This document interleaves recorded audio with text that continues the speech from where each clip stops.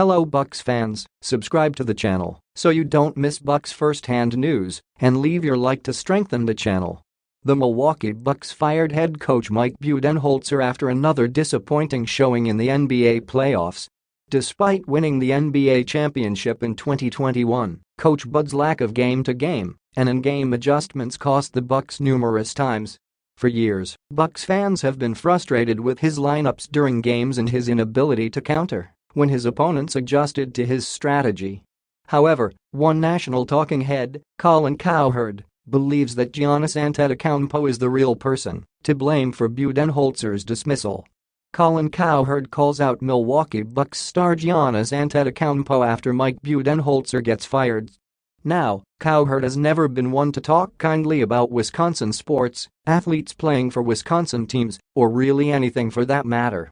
His latest rant about Giannis being the reason Coach Budenholzer was fired is just one more in an eternal series of confusing and incoherent arguments that he has had regarding the Bucks and/or other Wisconsin teams. Leave your like on this video to keep up to date with everything that happens at Bucks. Thanks. Continuing. With all due respect to Steve Kerr, who defended and spoke well of Mike Budenholzer, only one team can win. And Giannis changes the temperature of the room. So did LeBron in his prime. So did Kevin Durant in his prime. So did Steph Curry in his prime. The reason Budenholzer was fired is Giannis. Because when you have Giannis, you can't get rolled in a series where you're the favorite and get outcoached. The NBA, we watch it during the playoffs.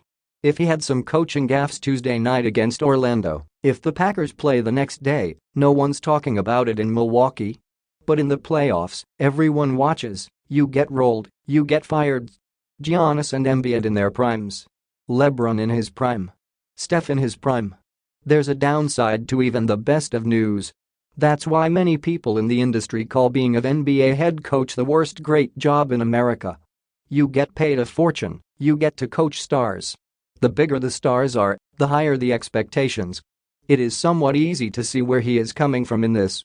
Yes, having a superstar player does raise expectations.